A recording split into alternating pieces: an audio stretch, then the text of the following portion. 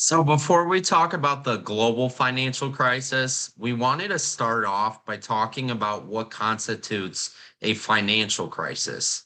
So this is where, as Investopedia states, it's when financial instruments and assets decrease significantly in value.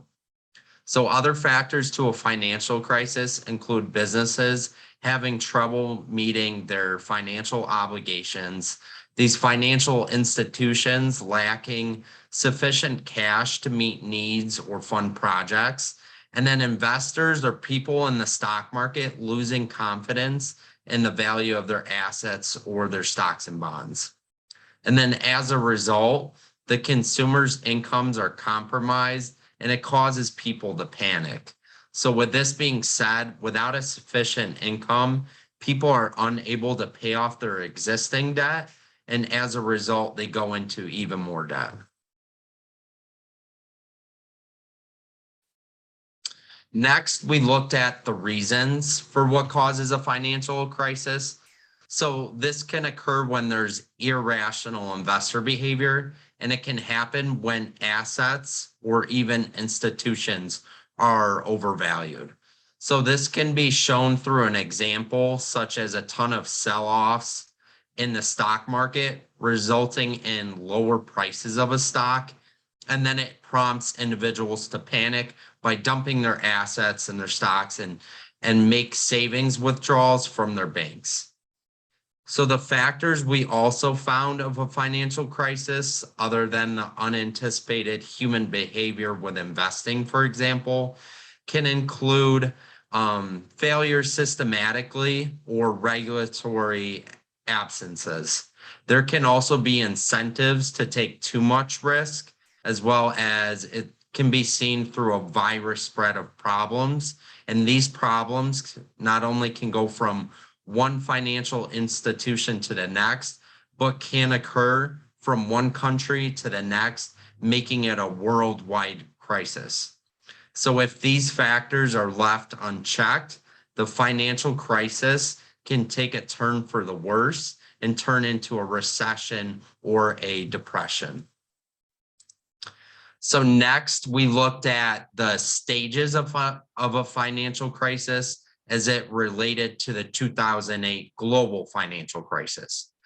So the financial crisis can be segmented into three stages, starting with the launch of the crisis.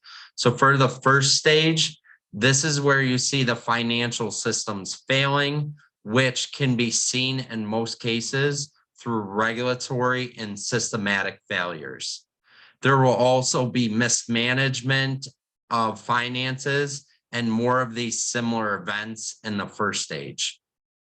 The second stage is where you see the complete breakdown of the financial system, with financial institutions failing, as well as businesses unable to meet their financial obligations, and most of them go out of business. So this in turn leads to the final stage of a financial crisis. And this is where we see the definition, where we see assets decreasing in value and people panicking as they cannot pay off their debt with their incomes being compromised. So now all of this relates to the global financial crisis in 2008, which is also known as the Great Recession.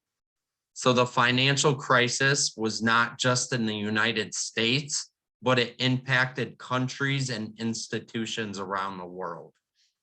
The crisis actually started with the housing market bubble, which we'll elaborate on in the next slide.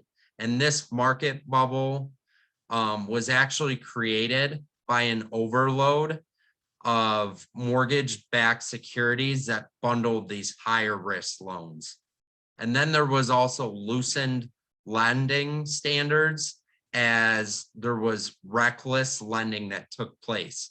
So this in turn led to a ginormous number of loans being in default as a result. So in order to revive the economy and get out of the 2008 global financial crisis, It was seen through the American Recovery and the Reinvestment Act of 2009. And then this act was just an unprecedented effort to jumpstart the economy, to create and save millions of jobs. And it actually included measures to modernize the nation's infrastructure, energy independence, improve the affordable healthcare, and then providing tax relief as well to help out all of these consumers and families.